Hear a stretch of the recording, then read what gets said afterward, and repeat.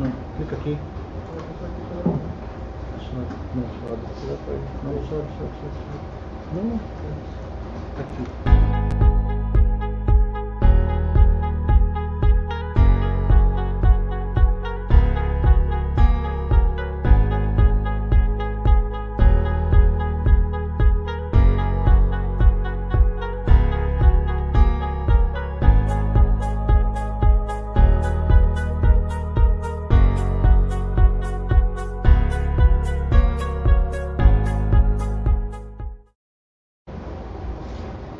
Boa noite, senhoras, senhores, presentes de forma híbrida e de forma presencial no quarto workshop da ADESG Pará.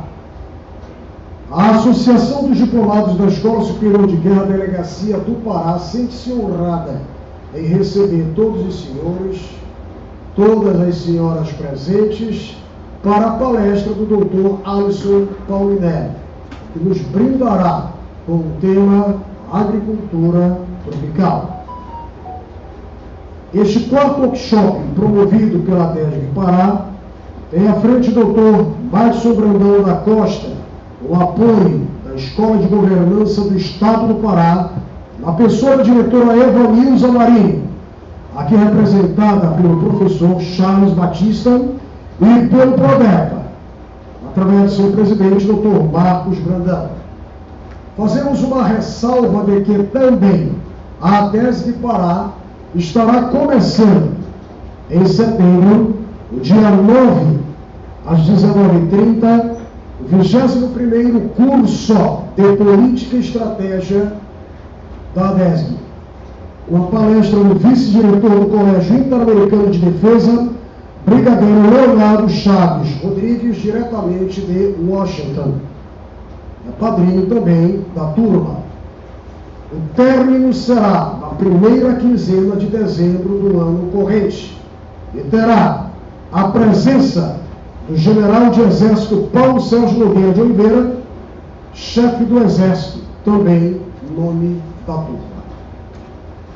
Neste momento, convidamos para compor a mesa dos trabalhos o nosso digno e ilustre palestrante, Dr. Alisson Paulinelli, de forma não presencial, fisicamente, mas com certeza de competência e de espírito que estamos a esperar, sequiosamente, a palestra do mesmo. O Dr. Madison Brandão da Costa, delegado da ADESG Pará. O Dr. Charles, o Dr. Carlos Fernandes Xavier, de forma também não presencial, presidente da Federação da Agricultura e Pecuária do Estado do Pará. Queremos agradecer imensamente a presença do Comando Militar do Norte, da 8ª Região Militar, aqui representada pelo Tenente-Coronel Countback. Por favor, queira dar a honra de estar à mesa. O doutor Túlio Sei, que representa a SOAMEX, por favor, queira dirigir-se para compor também a mesa.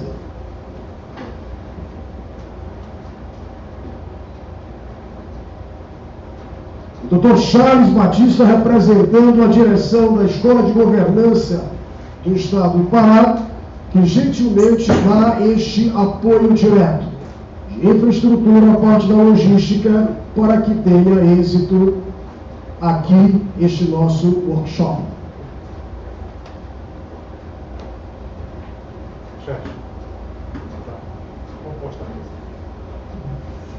Passemos agora, todos, por favor, levantando-se para o canto do hino nacional brasileiro.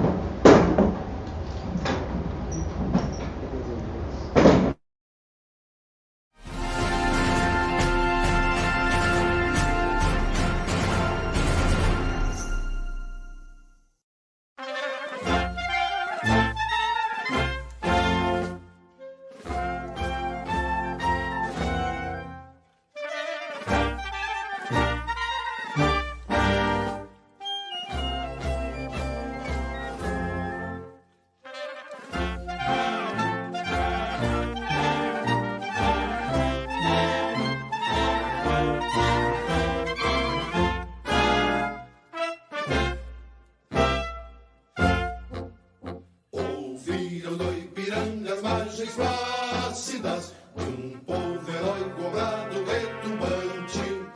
E o sol da liberdade em raios fúlgidos brilhou no céu da pátria nesse instante.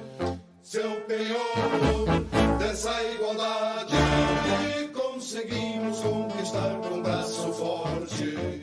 Em teu seio, ó liberdade, desafia o nosso peito à própria morte. Ó pátria amada, ó salve, salve, Brasil no sonho intenso, um raio vívido de amor e de esperança a terra desce. Sem teu formoso céu risonho e límpido, a imagem do cruzeiro resplandece. Gigante pela própria natureza, és velho, és forte, pávido, conosco, e o teu futuro espelha essa grandeza. A terra adorada, entre outras mil, és do Brasil, ó pátria amada, dos filhos deste sol, és mãe gentil, pátria amada, Brasil.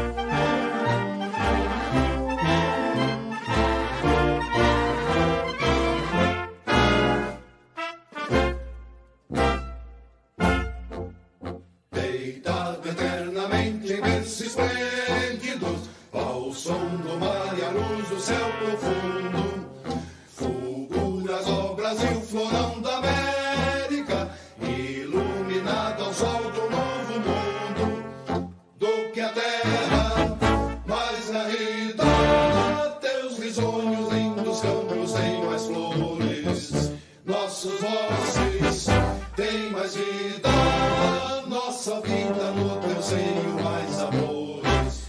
Ó pátria amada, salve, salve, Brasil de amor eterno, seja símbolo, o lar para o que ostentas estrelado, e digo verde louro desta flâmula, paz no futuro e glória no passado.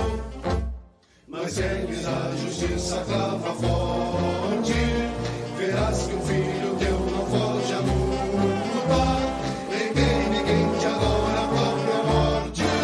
Terra adorada, entre outras mil, és do Brasil, ó pátria amada, dos filhos deste sol, és mãe gentil, pátria amada, Brasil.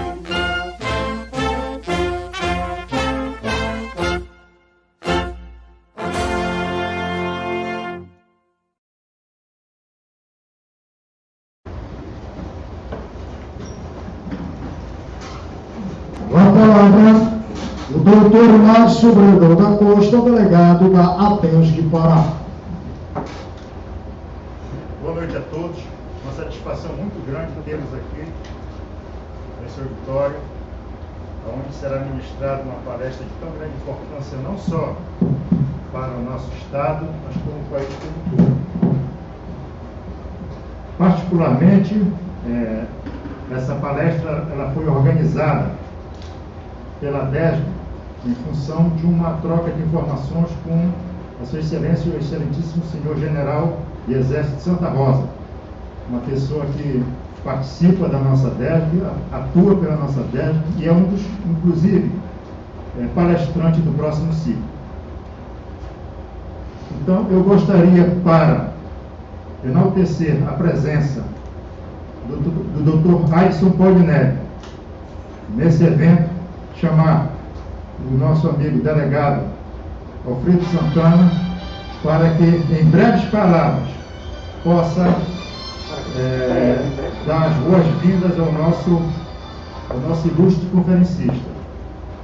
Antes de mais nada, eu gostaria de agradecer a participação da mesa, na pessoa do coronel, que está aqui representando a 8ª Região Militar do Comando Militar do Norte, o meu amigo e contemporâneo do Colégio Nazaré Túlio, e particularmente a Escola de Governo, que muito tem colaborado para esse evento, e também para o próximo CEP, que colocou à disposição as instalações com apoio do PRODEC.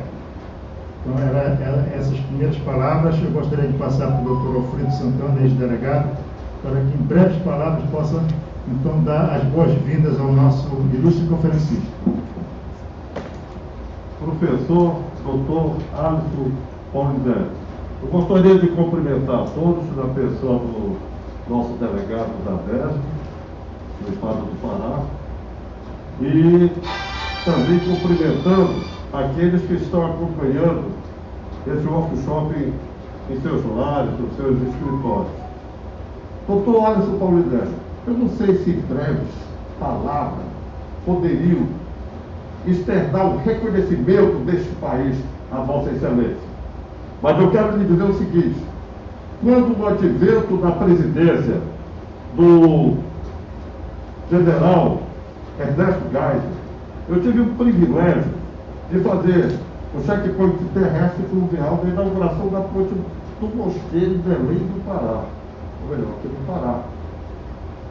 E lá, Vossa Excelência já lutava para erradicar a fome, onde o nosso país importava grãos, e graças a Vossa Excelência nós passamos a ser o primeiro exportador e o mais importante produtor de grãos. O senhor já é prêmio Nobel da alimentação e está concorrendo agora, por indicação da ONU, ao prêmio Nobel da Paz. Por que não reverenciar quilates tão preciosos que procuram investir na ciência, na tecnologia, na inovação, para mostrar ao mundo que é importante esse lado do conhecimento, esse lado do coração, esse lado espiritual, esse lado da humanidade. Vossa Excelência, quero lhe dizer uma coisa. O nosso delegado falou um personagem muito importante do nosso país, general de exército R1, Leonardo Marques de Santa Rosa, que até abdicou do direito de apresentá-lo, para deixar que aqui nós estamos fazendo a vez da pessoa mais importante da agricultura e pecuária desse estado, que se chama Dr. Carlos Xavier, que é um discípulo seu. Foi Vossa Excelência que o colocou na Federação de Agricultura e Pecuária do Estado do Pará. Aqui nós estamos tendo um grande esplendor, um grande privilégio para poder falar por ele. Quando Vossa Excelência tenta erradicar a fome no Brasil e no mundo inteiro, o senhor, com certeza absoluta, indubitavelmente, está fazendo a coisa mais preciosa e mais precisa. Um amor à pátria. Esses valores morais e espirituais que Vossa Excelência transmite a todos nós, creia numa coisa, creia simplesmente uma coisa: gratidão é dívida que não prescreve, gratidão é dívida externa, é eterna. Desculpe a emoção, que Vossa Excelência terá eternamente, principalmente a gratidão desta associação que se chama ADESG, Associação dos Diplomatas da Escola Superior de Guerra. Parabéns, cientista, parabéns, engenheiro agrônomo, parabéns, ser humano, de tanta bondade, de tanto espírito, que pensa sempre no seu semelhante. Essa ausência de vaidade, de egoísmo, e esse abraço que Vossa Excelência deu nos estudos, nas pesquisas, copiado pelo mundo inteiro, merece toda a nossa gratidão. Parabéns, doutor Alisson Paulinelli.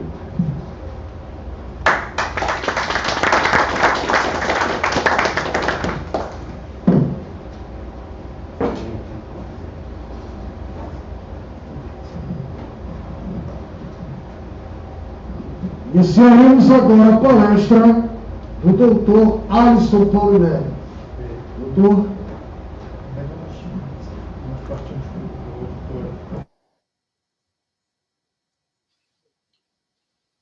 Alô?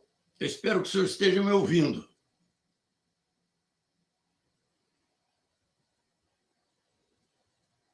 É possível ter um retorno? Vocês estão me ouvindo? Estamos me ouvindo, sim.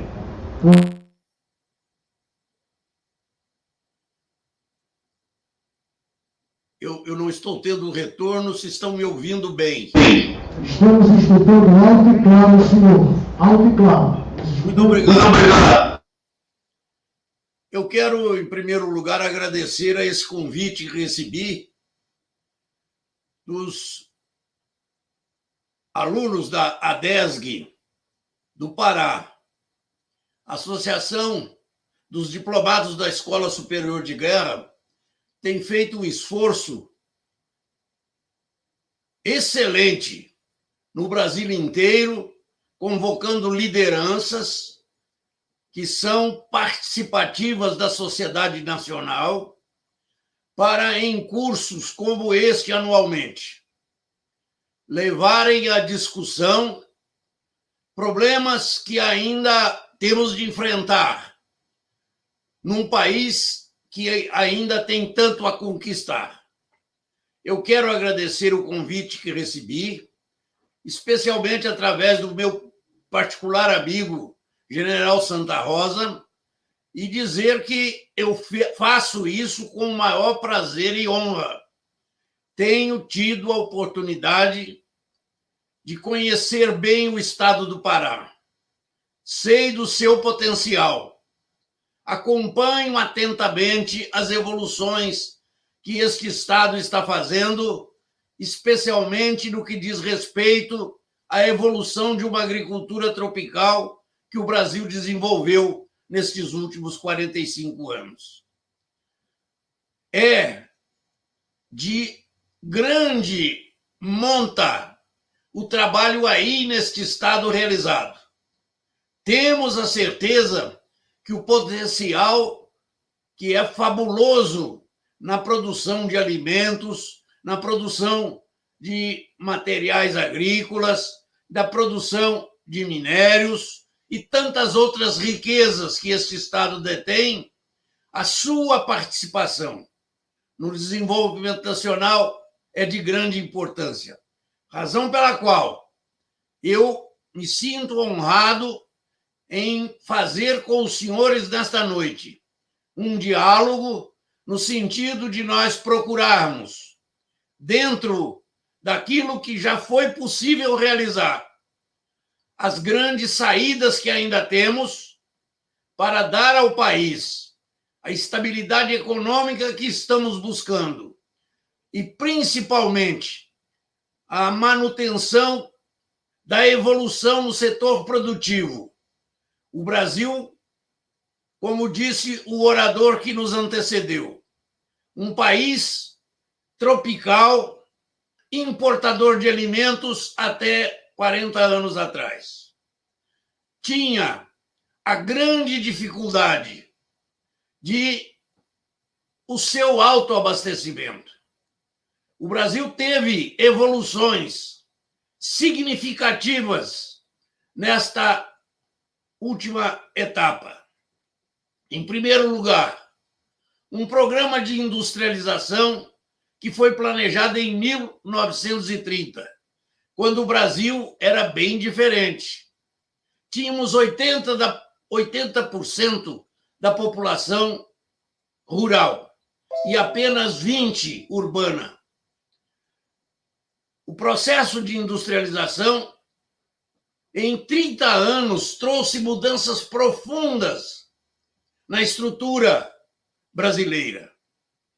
Basta dizer que já na década de 60, nós tínhamos a metade da população vivendo em centros urbanos e a metade em centros rurais.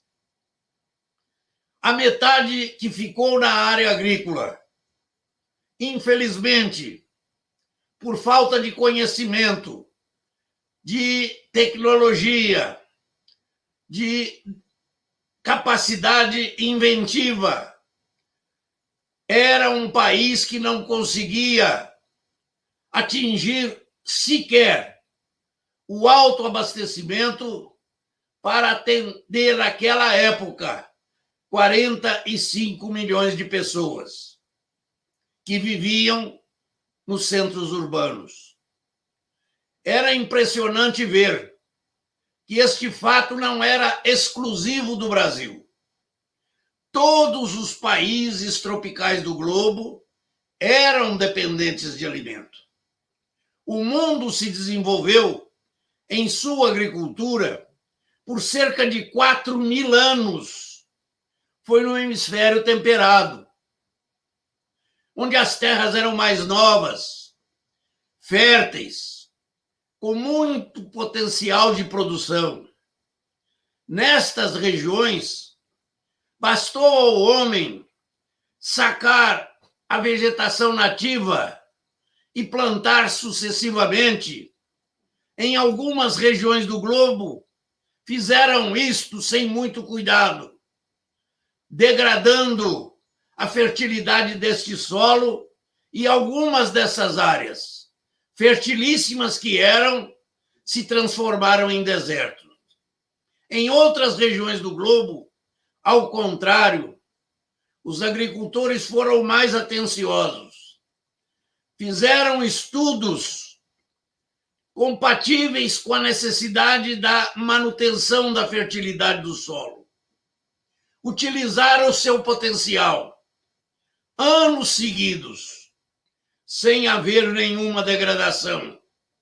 Razão pela qual esta área temperada do globo, principalmente no hemisfério norte, Estados Unidos da América do Norte, a Europa, a Ásia, estas eram as áreas produtivas que sustentaram por 4.000 anos, tranquilamente, o abastecimento mundial.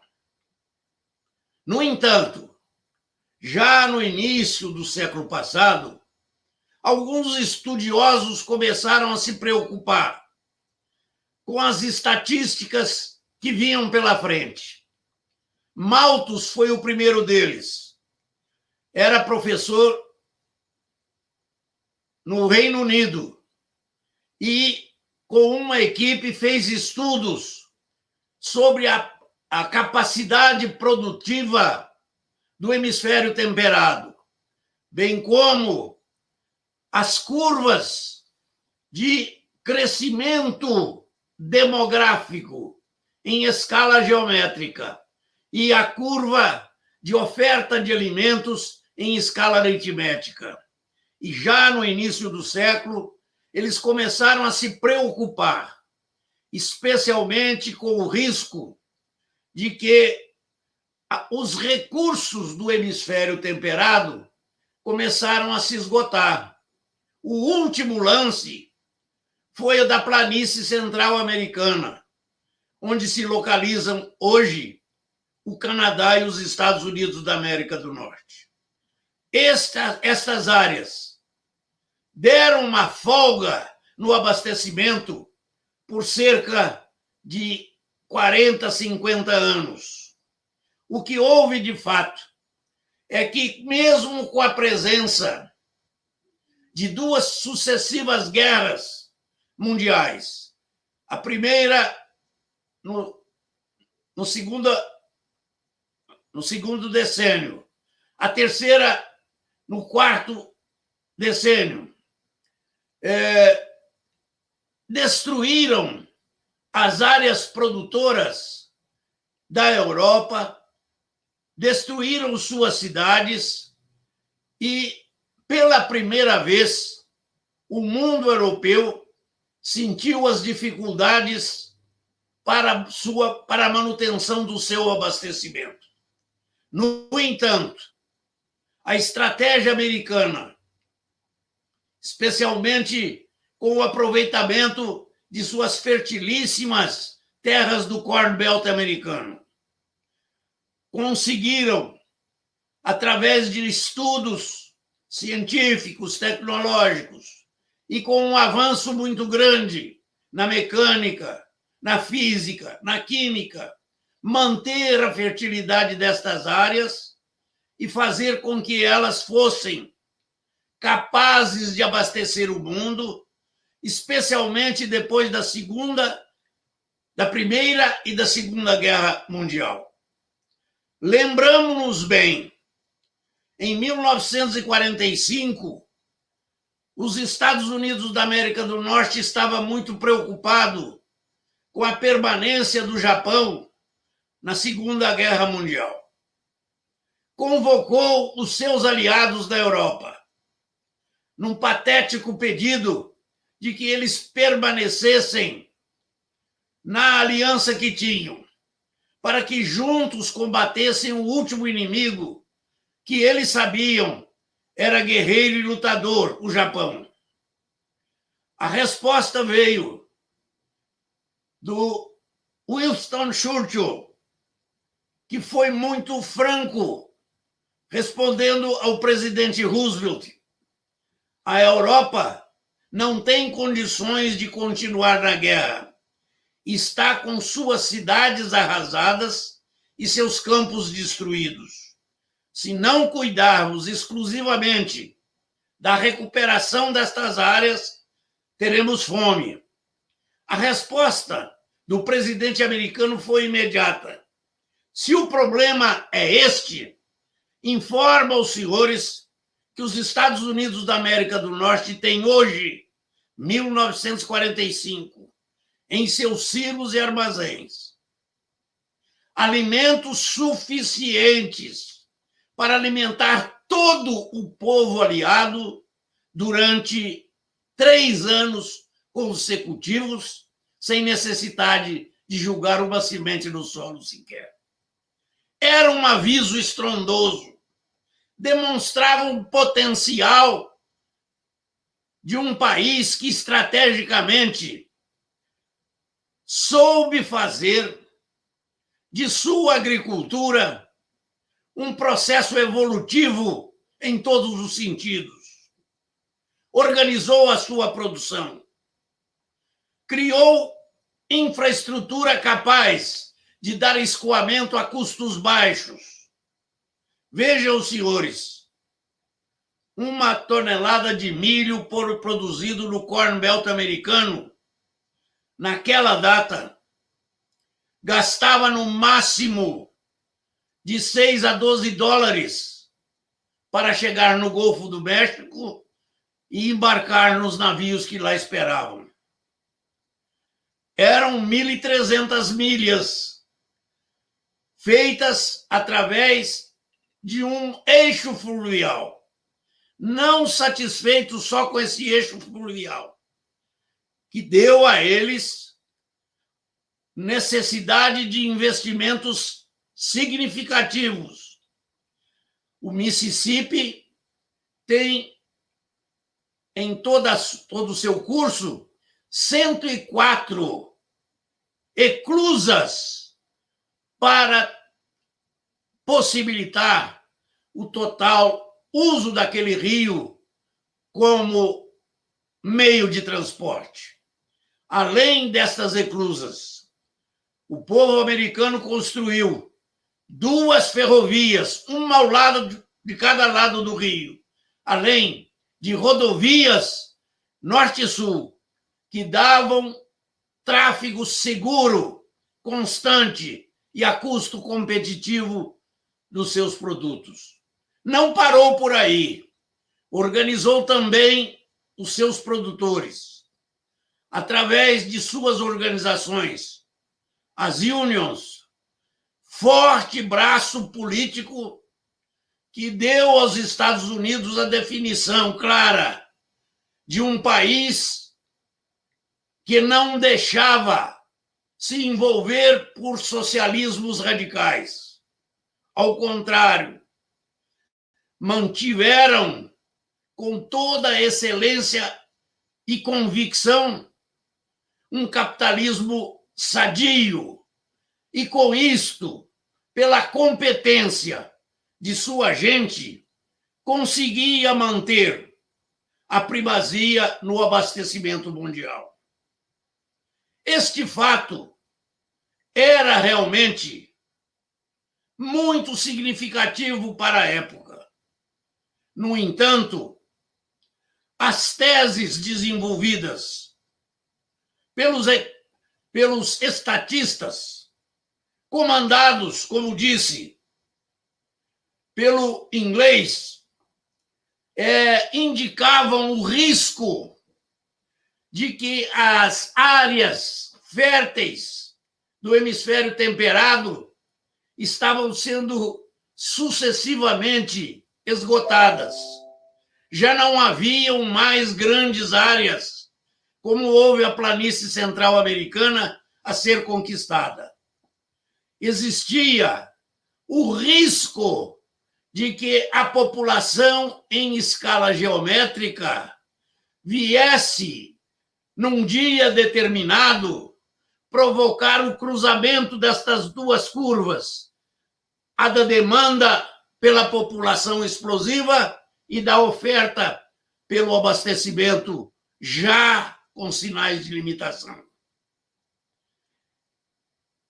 É provável que as lideranças da época, que tomaram consciência que depois da Segunda Guerra Mundial o mundo não suportaria uma guerra bélica, trataram eles de fazer uma guerra econômica, onde os países, através de sua competência e capacidade competitiva, faziam subjugar os mais fracos à força de suas economias, preparadas para os grandes lances, a industrialização, o transporte, o comércio, o mercado e assim sucessivamente. Foi em 1968, vou repetir, 1968, que o vaticínio dos estatistas veio acontecer. Em 1968, o presidente americano teve de vir a público para anunciar ao mundo o que, em termos de abastecimento, foi uma verdadeira bomba atômica. Ele teve de fazer, pela primeira vez, um embargo não político nas exportações de alimento. Justificou-se que já tinha feito embargos políticos na pressão econômica sobre a Rússia, mas que ainda hoje não é autossuficiente. Mas ele tinha de vir a público para dizer que ele não poderia cumprir os contratos negociados em bolsa. Porque naquela data, vejam bem isso, o povo americano só tinha alimentos em seus silos e armazéns para mais 6 meses para alimentar os americanos. Tempo suficiente, observou o presidente, para que fosse possível plantar e colher a nova safra, senão os Estados Unidos teria também escassez de alimentos. Aquilo foi um verdadeiro reboliço no mercado internacional. Esse 1968 fez dobrar em pouco mais de uma semana o preço internacional dos alimentos. Países tropicais como o Brasil, dependentes da importação de alimentos, sofreram penosamente as consequências desse ato. O primeiro deles, o alimento dobrou de preço na semana seguinte. Além de ter dobrado de preço, o americano, não cumprindo as regras do mercado, o comprador tinha que comprar erraticamente, em qualquer lugar do globo, o alimento que necessitava, inclusive o Brasil, que naquela época nós éramos importadores de 1/3 dos alimentos que consumíamos, para manter a metade de nossa população nos centros urbanos. Veja o que ocorreu. O preço dobrado lá fora, a inconstância da origem destes alimentos, atingiu também um segundo tópico muito significativo, que é o frete marítimo. Chegava a triplicar em relação a algumas regiões originárias com os produtos que nós precisávamos. Eram poucos os importadores. No Brasil, a não ser o trigo, que por preocupação do governo, ele era o único importador, todos os outros produtos que faltavam eram importados por poucos comerciantes, que, fazendo chegar este produto no Brasil, sabendo eles a preço já bastante aviltado, eles teriam todas as possibilidades de realizar especulações e ainda dobrar de preço o alimento caríssimo que importávamos. Esta foi uma consequência danosa à nossa sociedade. A partir de 1968, a família média brasileira, que havia se deslocado das regiões rurais para as urbanas, na busca de melhores salários e rendas e melhores condições de vida, passa a sofrer, sem dúvida nenhuma, um dos maiores castigos. Gastava ela, e aí estão as estatísticas da Fundação Getúlio Vargas, 48% de toda a sua renda familiar. Não estou falando de salários mínimos. Estou falando de renda familiar. 48% era gasto só em alimentação. Isto provocava, naturalmente, tremendas frustrações a esta família que se tornava urbano na busca de melhores condições de vida e via a sua frustração. Não conseguia vestir-se bem. Não era possível ter uma residência adequada. Não era possível um transporte em boas condições, como esperava. Seus planos de saúde se frustravam. E mais do que isso, sofriam na educação de seus filhos. Só praticamente a educação oficial atendia a estas famílias.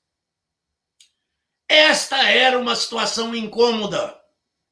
A um país como o Brasil, de tamanhos continentais, com tantas riquezas que possuímos, submeter-se a um quadro quase dantesco por incapacidade de poder produzir aquilo que necessitava. Surge, em 1973, um outro fato mais danoso, ou equivalentemente danoso. Os árabes chegaram à conclusão que, se parassem de guerrear entre si, se harmonizassem nas ofertas do petróleo, eles venderiam o seu bem valioso por preços muito mais convincentes. Vejam o que ocorreu. A OPEP, no segundo semestre de 1973, se organiza. E o petróleo brasileiro, que chegava aqui entre 2,5 e 3 dólares por barril, passa na semana seguinte a 11 dólares por barril, praticamente quadruplicando o seu preço. Era terrível, porque naquela data, vou insistir e repetir este assunto, naquela data, o Brasil importava 80% do petróleo que consumia. O presidente Ernesto Geisel havia sido presidente da Petrobras. E sabia ele que com a tecnologia então existente naquela empresa pública, nem com 30 anos nós teríamos o autoabastecimento. Lembro-me bem do cuidado que ele teve em mostrar as estratégias que fez nos institutos tecnológicos da Petrobras, nas instituições de ensino, como a Universidade Fluminense, onde foram implantados verdadeiras laboratórios de primeiro mundo, que possibilitaram ao Brasil, não em 30 anos, mas em 35 anos depois, a descoberta do pré-sal. Mas pergunto eu, o que faríamos na década 70 se não tínhamos a competência de produzir os alimentos que consumíamos e a nossa dependência de petróleo? Era a mais cruel decisão.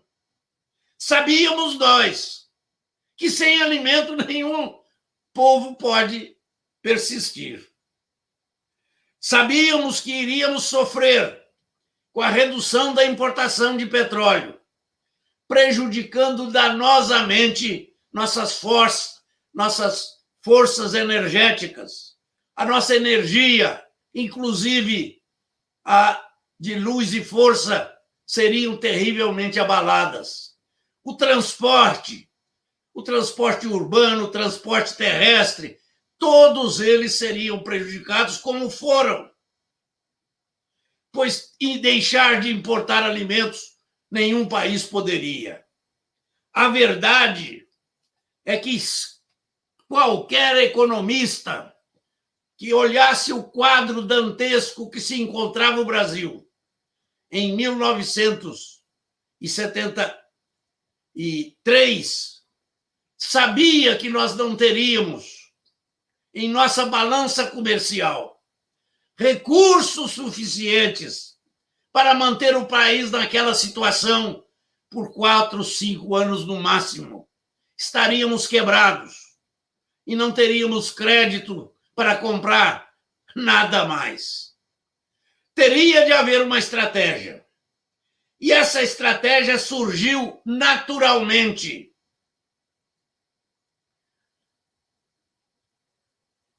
O Brasil precisava testar a sua capacidade produtiva em clima diferente.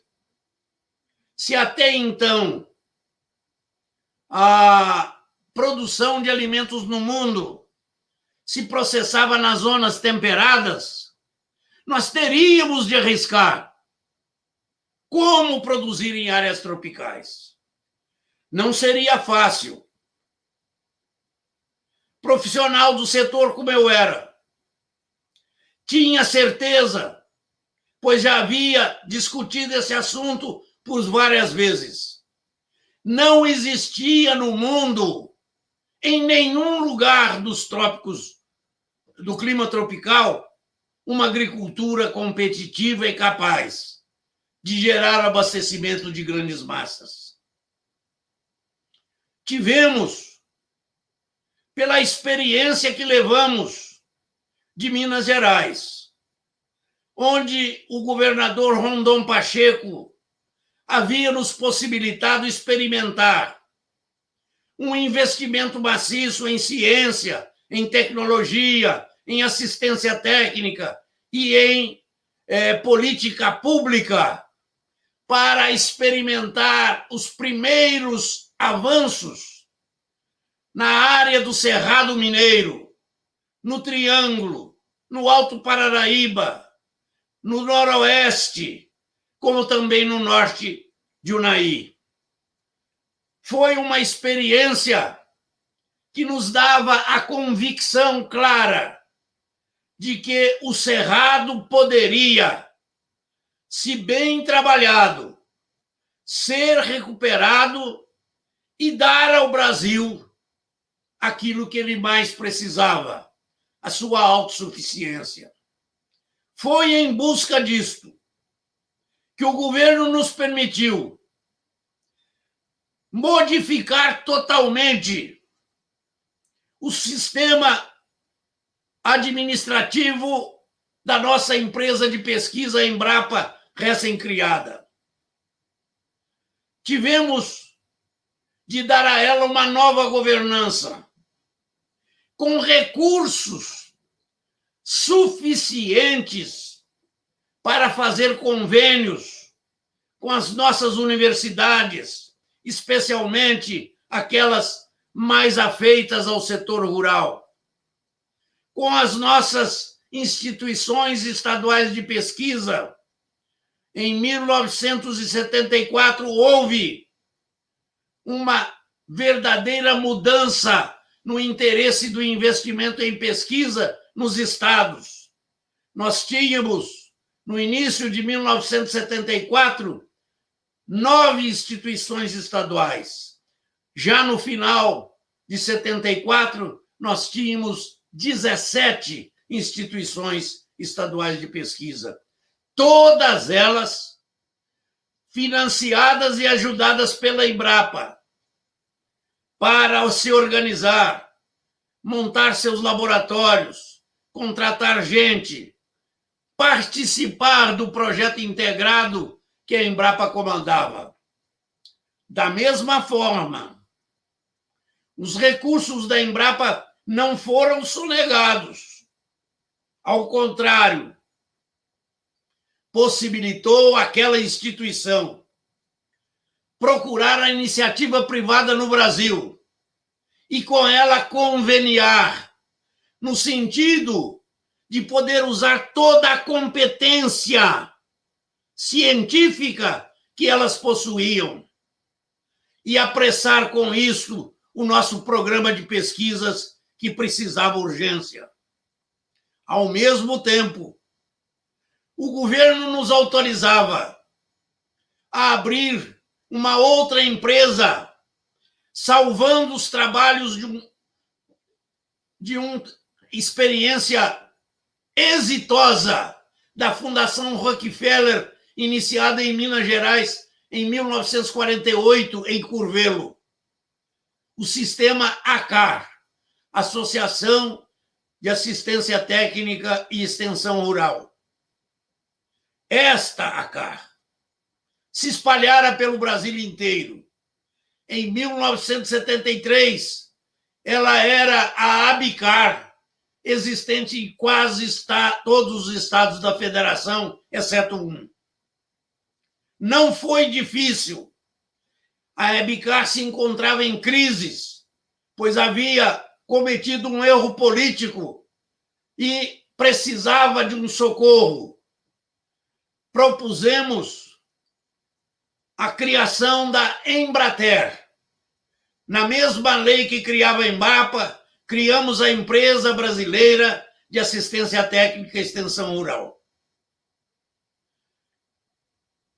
abrangendo mais de 7 mil técnicos espalhados por todo o Brasil, que passaram a ser o instrumento de transferência da tecnologia gerada pela Embrapa e seus parceiros para o produtor carente e necessitado e que não conhecia a ciência em alto grau.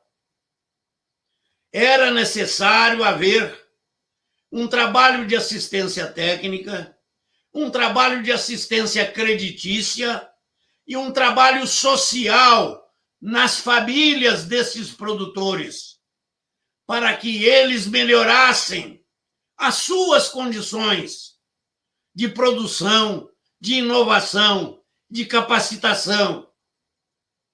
Além dessas duas empresas, fomos autorizados, baseados no trabalho de Minas Gerais, onde o IPEA, através do Ministério do Planejamento, ainda no governo Médici, havia acompanhado para e passo o nosso esforço.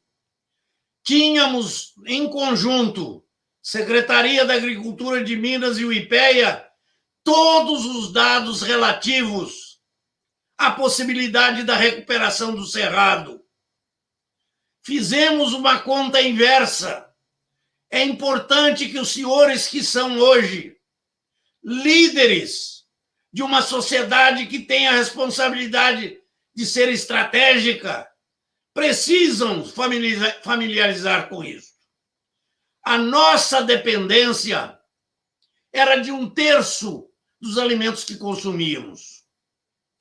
Para obter a autossuficiência em 5 anos, para que o Brasil não quebrasse, nós fomos obrigados a fazer um investimento baseado no custo por hectare de recuperação aprendido nos 3 anos de Minas Gerais. Custava $1.000 por hectare. Vou citar o dólar por ser uma moeda mais estável. Com isto, o Brasil precisaria de ter em produção, em 1979, 3 milhões de hectares novos, que não tínhamos, para que houvesse a autossuficiência. É lógico que, para obter esta área, haveria necessidade de um investimento governamental na ordem de 3 bilhões de dólares equivalentes. Eu estou citando, repito, o dólar, porque se eu falar aqui no cruzeiro ou no cruzado, vocês vão ficar mais confusos. Então, houve, por determinação unânime do governo, o apoio a esta estratégia. Partimos de uma forma equilibrada, com muita seriedade, no trabalho que nos cabia. Precisávamos fazer o produtor brasileiro enxergar a necessidade de mudanças em suas atitudes, na sua produção, na sua produtividade. Ele teria de conhecer as inovações geradas pela pesquisa brasileira e transferir isto à sua atividade. A pesquisa, isoladamente, nós temos que reconhecer, ela não vale tanto quanto se ela for viabilizada como um sistema para se atingir o desenvolvimento. E isso foi feito. Este recurso, equivalente a 3 bilhões de dólares, permitiam aos produtores da época investimento em toda a infraestrutura produtiva, a começar pelas cercas, as estradas vicinais, a energia elétrica, a telefonia, a infraestrutura, os insumos modernos, as máquinas, todo o equipamento necessário.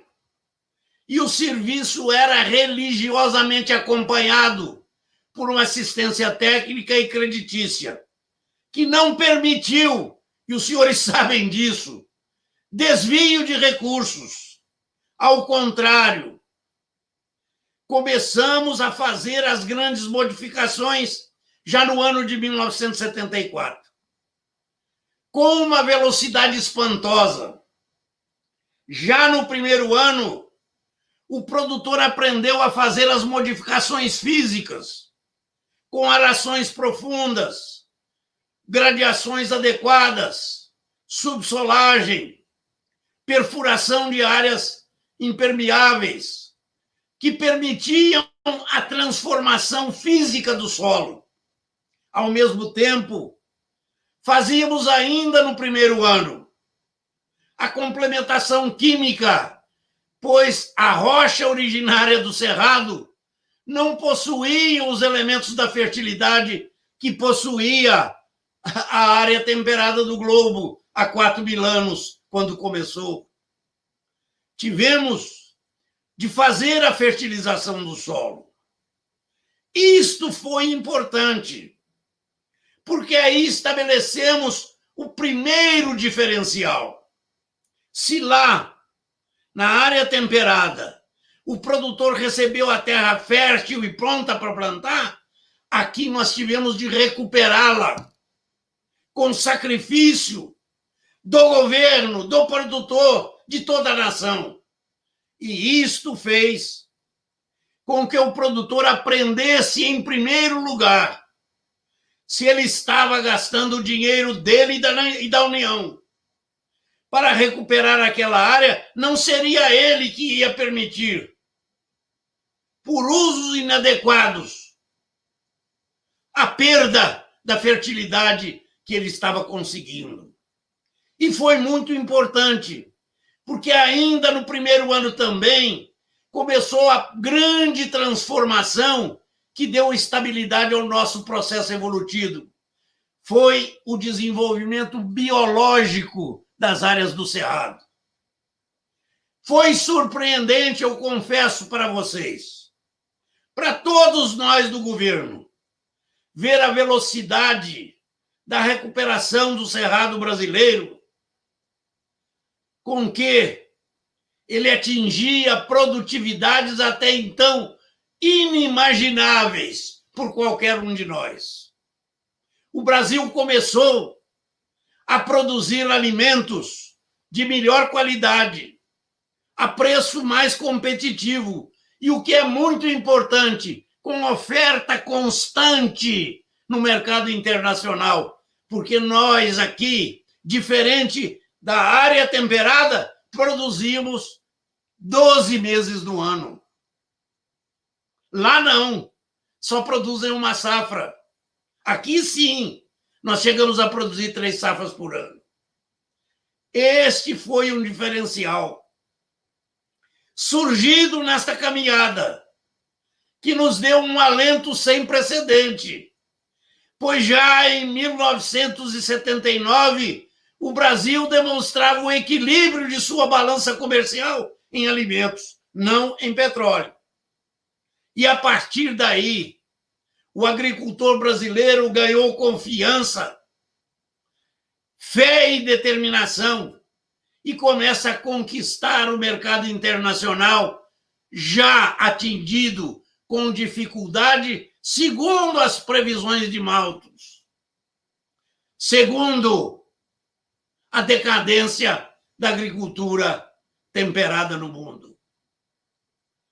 Meus amigos, esta foi a verdadeira história da mudança para a criação de uma nova tecnologia no mundo, de uma agricultura tropical altamente sustentável, competitiva e que hoje transforma o nosso país com muita honra para todos nós. Não foi uma pessoa quem fez. O governo agiu corretamente. O produtor cumpriu sua missão.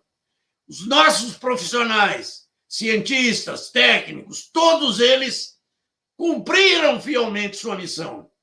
E para nós foi, sem dúvida nenhuma, uma alegria e uma recompensa muito grande quando vimos a agricultura brasileira ocupando os grandes mercados internacionais, como está acontecendo hoje. Já somos hoje, indiscutivelmente, um dos maiores exportadores de alimentos do mundo. Este ano, já estamos com um saldo na balança comercial em 12 meses de 111 bilhões de dólares. Vou repetir, 111 bilhões de dólares. Eu quero que os senhores comparem aí, na sua cabeça, que o governo Geisel fez um investimento sangrento para ele, eu sei, de 3 bilhões de dólares para mudar e criar esta agricultura. E hoje ela nos dá, anualmente, uma renda superior a 110 bilhões de dólares. Milagre? Eu diria que sim. Milagre da fé, da vontade, da determinação. E é por isto que eu agradeço essa oportunidade de conversar com vocês, meus caros adesguianos. Do Estado que hoje nos entusiasma. Tenho acompanhado o esforço do seu Estado no sentido de ocupar todo o potencial para usar essa agricultura tropical em seu benefício. É espantoso o crescimento. Acredito nele. E quero que os senhores, hoje, mais do que nunca, investiguem de fato o que significa essa agricultura tropical sustentável, porque ela não vai provocar os riscos que muitos alardeadores de desastres, especialmente viúvas do Muro de Berlim, que achavam que o Muro de Berlim seria a divisão do mundo bom para o mundo ruim. Só que eu não entendo. Eu vi a abertura do Muro de Berlim. Se a população de lá veio para cá, por que lá era melhor? São viúvas que ainda ficam bradando contra o Brasil, porque sabem eles que nós desenvolvemos a primeira agricultura tropical que é sustentável. O Brasil hoje não acabou com o cerrado, não. O cerrado no mundo existe 200 milhões de hectares no Brasil, 400 milhões de hectares na África e mais 100 milhões de hectares na Ásia. Estou falando de uma área de 700 milhões de hectares, de quilômetros quadrados, desculpe. Quero dizer aos senhores que aqui no Brasil nós não destruímos o cerrado.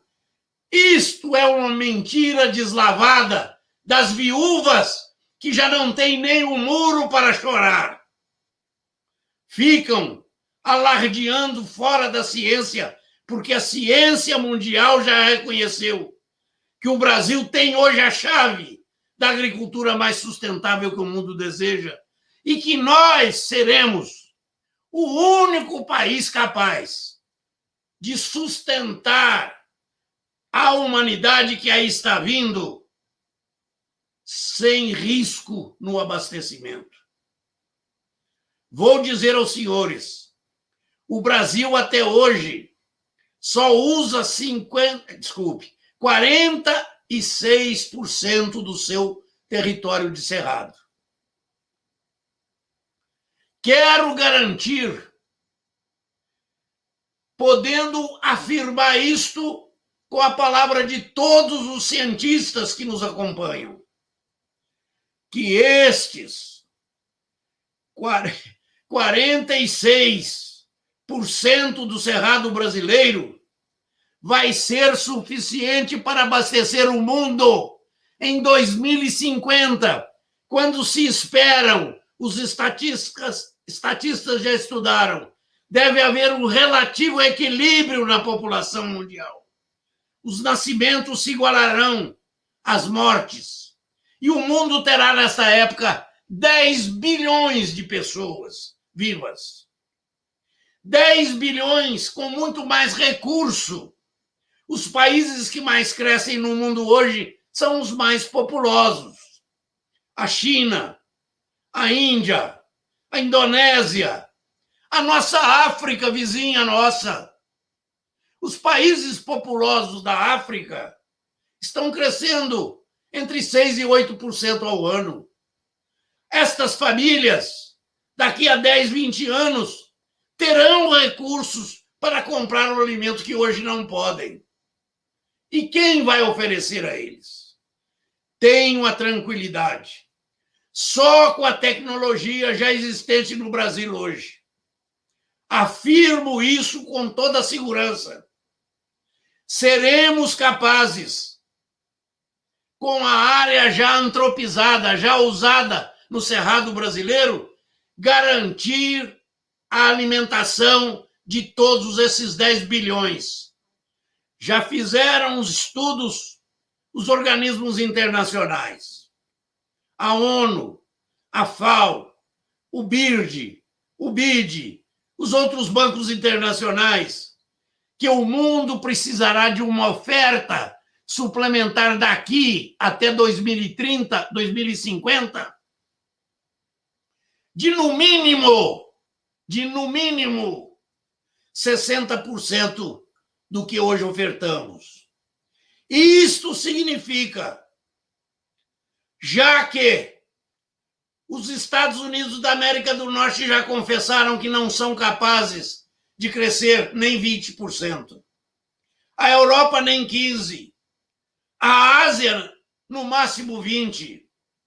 Isto significa que o Brasil vai ter que assumir a responsabilidade de crescer entre 50% e 60% da futura oferta. O que significa, em termos numéricos, que a nossa safra, que este ano passado chegou a 250 milhões de toneladas, deverá estar com 620 milhões de toneladas em 2050. E que o mundo esteja tranquilo. Não será necessário aumentar 1 hectare sequer, além daqueles que já estamos trabalhando. Não há necessidade de derrubar uma árvore sequer. Somos hoje um povo responsável que sabe que Deus nos deu a maior riqueza que o mundo necessitava para ter a tranquilidade de viver em paz e com alimento. É a biologia. Somos o país mais rico em biologia do mundo. Estamos na frente na evolução da agricultura biológica. Quero informar aos senhores que esta nossa dependência ainda é incômoda de produtos químicos, de compostos químicos, para fertilizar solos, para curar doenças e pragas. Isto vai ser reduzido e muito pela competência do brasileiro. Quero citar um exemplo que os senhores devem conhecer. A doutora Joana Doberein trabalhou 14 anos na Embrapa. Já morreu. Eu gostaria que ela tivesse um busto em cada instituição de pesquisa brasileira. Esta mulher, com sua equipe, desenvolveu um fungo e uma bactéria que se associam. E tendo uma raiz de uma leguminosa, e por acaso, Deus nos deu também a soja, como a mais rica leguminosa que nós cultivamos. Forma ali um quisto simbiótico que capta do ar o nitrogênio que a soja precisa. Nós aqui no Brasil não usamos nem 20% do volume de nitrogênio que os outros países concorrentes usam na soja. Mais do que isso, ela deixa no resíduo, depois de sua safra, de 150 a mais quilos de N por hectare para a próxima safra. Esse é um milagre divino. Nós vamos fazer isso com o fósforo, com o potássio, com os outros 143 microelementos que já trabalhamos com eles. Tenho confiança nessa juventude brasileira. Acreditamos nela. Não foi fácil ao governo do presidente Geis autorizar a contratação de 1.000 profissionais e só apareceram 52 com pós-graduação. Tivemos de mandar 950 profissionais da Embrapa para os melhores centros de ciência do mundo. Foram lá para conhecer a ciência no mais alto grau, mas foram com a responsabilidade de fazer aqui no bioma do Cerrado brasileiro tropical as inovações, a ciência, a tecnologia e as inovações que se precisavam. Deu certo. Usamos todas as competências nacionais para se não perder um dia sequer no nosso ambicioso programa de pesquisas. O Brasil respondeu. Os nossos produtores souberam trabalhar. Buscaram nas fontes adequadas. Na iniciativa privada, na Embrapa, nas nossas universidades, nas nossas instituições estaduais de pesquisa, o conhecimento básico que os transformou no mais competente produtor que o mundo tem hoje. O Brasil disputa as maiores produtividades do mundo hoje.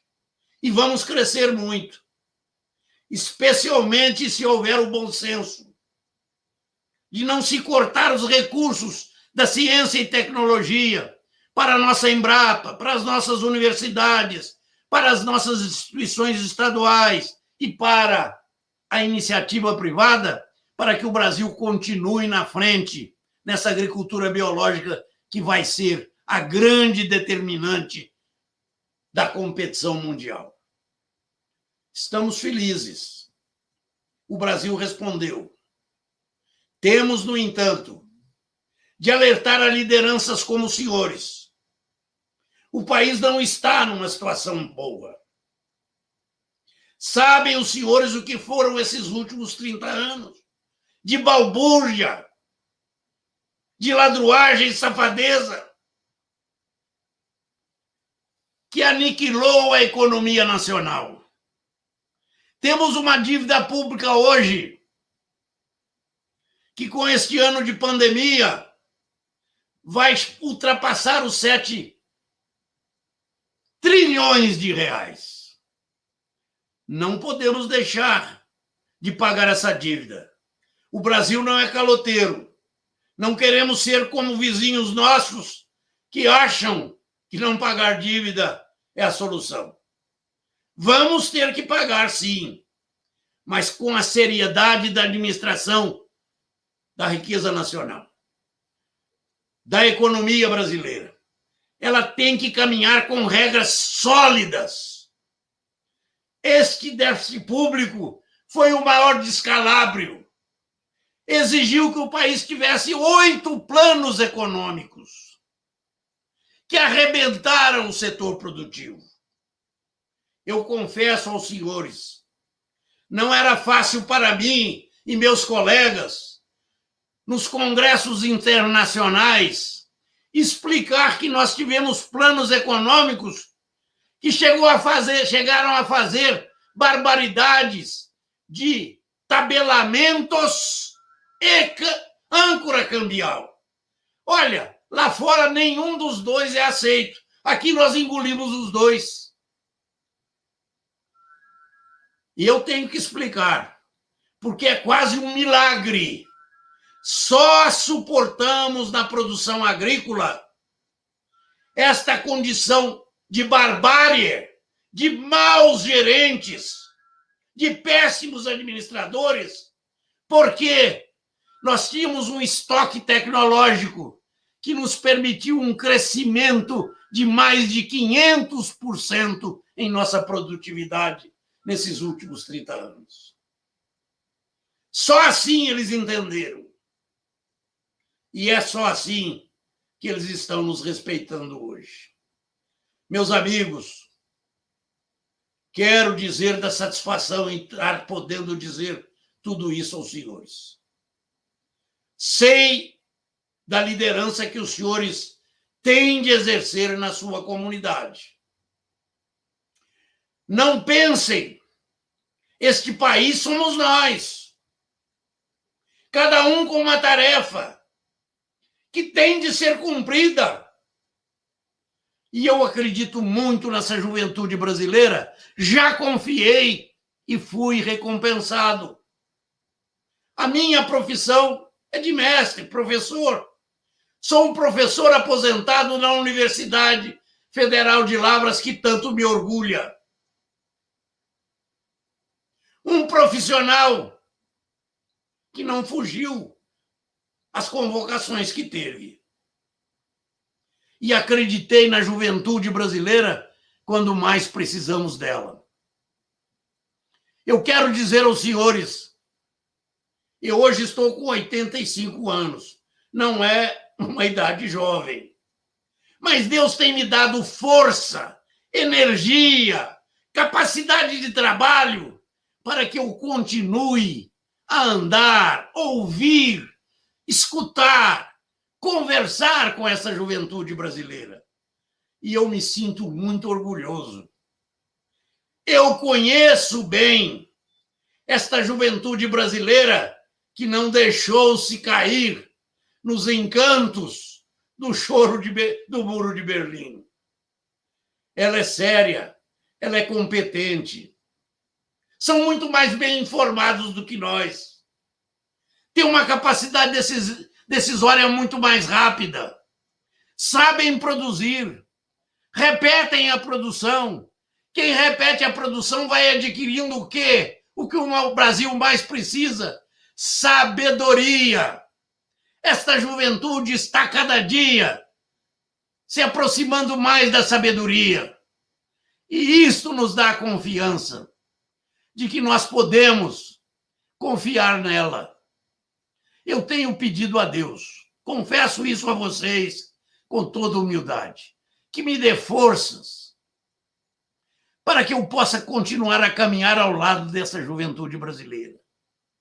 Os moços, as moças. Eu tive uma colega na minha turma em 1959.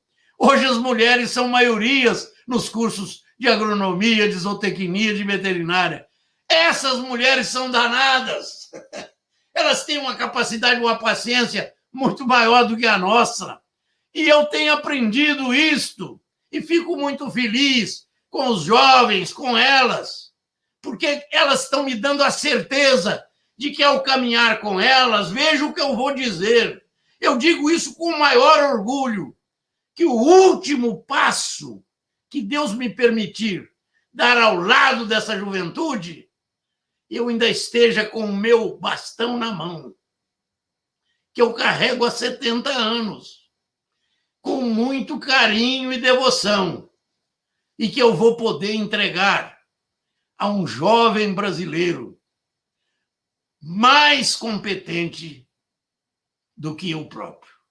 Esta é a grande felicidade de um velho como eu, que hoje pode dizer a vocês, com toda sinceridade, sou feliz, porque sei o que o meu Brasil pode fazer. Muito obrigado, gente.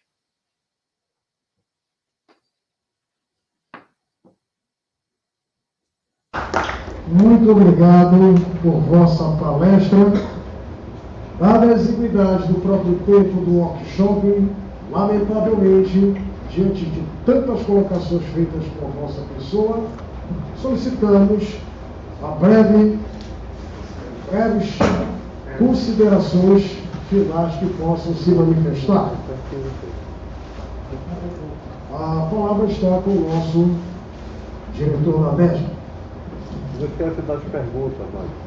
Muito obrigado pela palestra, pela brilhante palestra que Vossa Excelência nos brindou.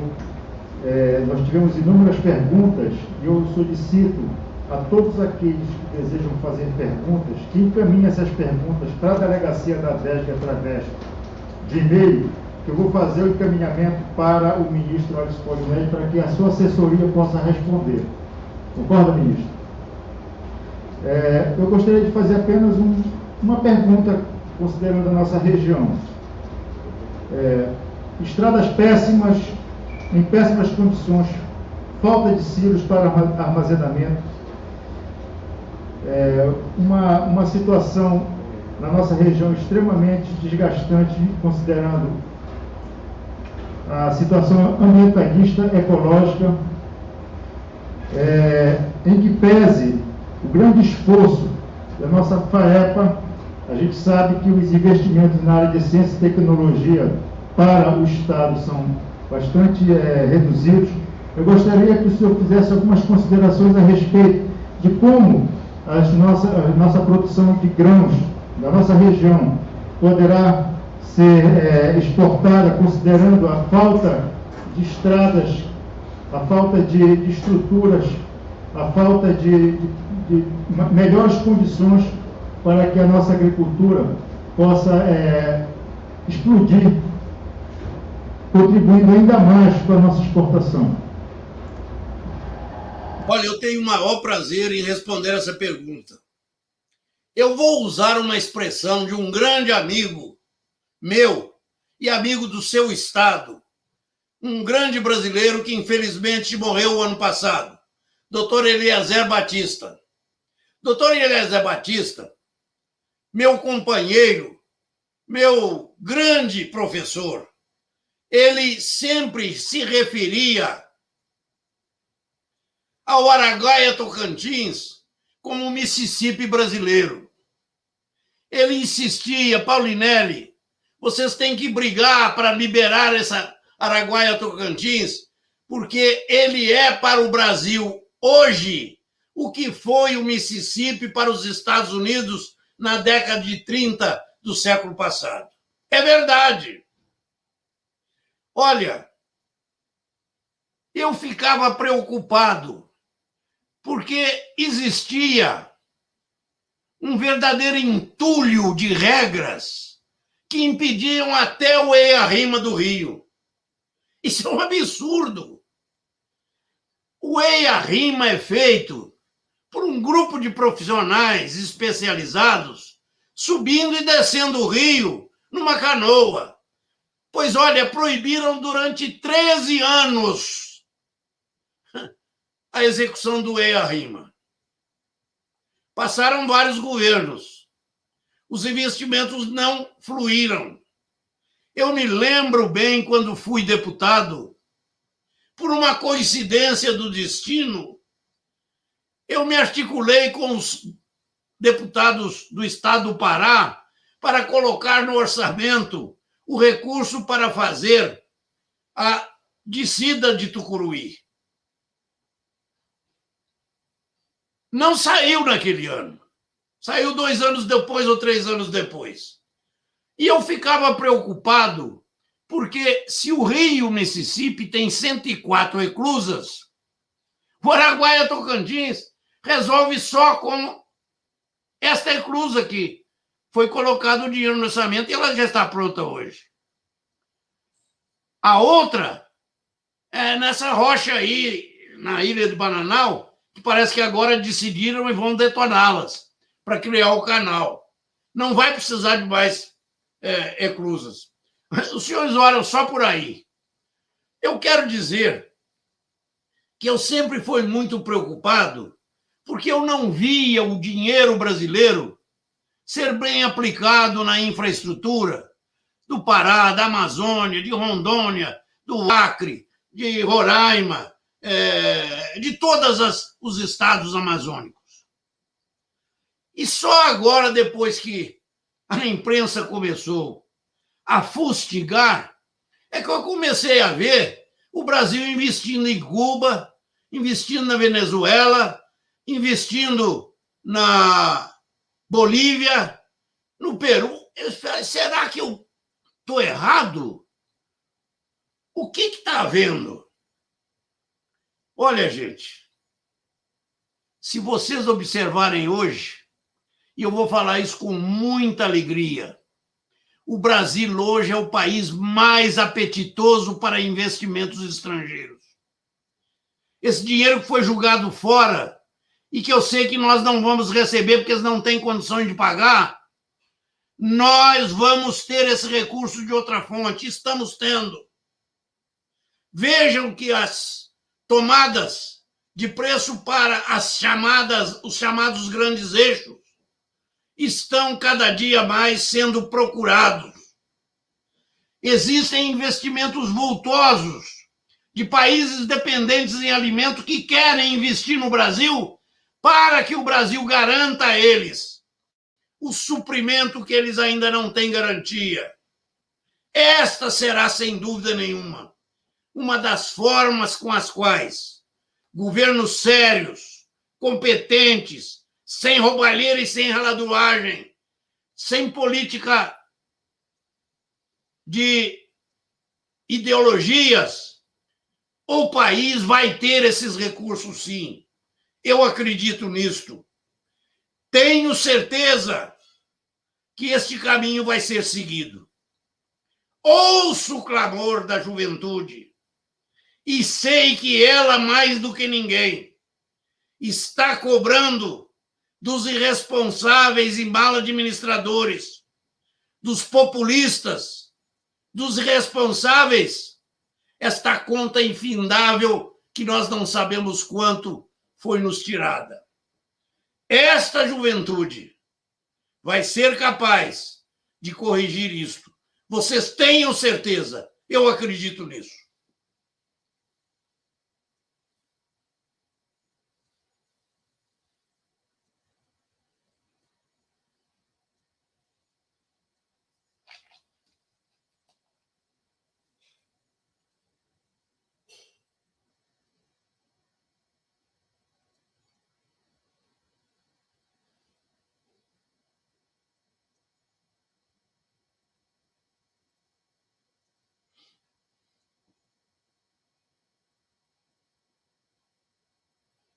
Grandes interessados no desenvolvimento regional e agradecer a excelência de sua palestra. Saiba que hoje nós todos aqui e os que estão nos vendo e escutando através da internet, saímos daqui com um pouco mais de sentimento de brasilidade e de patriotismo, vendo na sua juventude dos seus mais de 80 anos, garra suficiente para que todos nós saibamos como lutar pelo nosso futuro.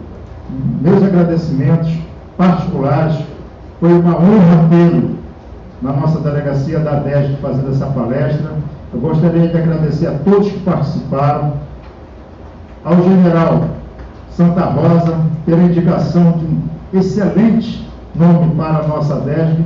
Esperamos contar com o senhor em outras participações, o que vai nos dar muito orgulho em tê-lo no nosso quadro. Muito obrigado.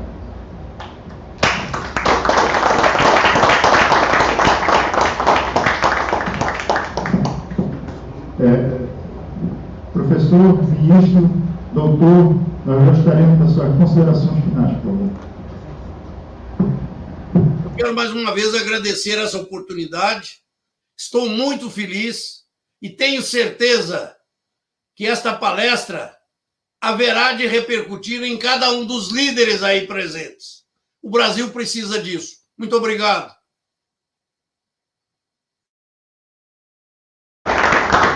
Senhoras e senhores, obrigado. Passemos agora de pé a ordem para cantarmos o hino do Estado do Pará.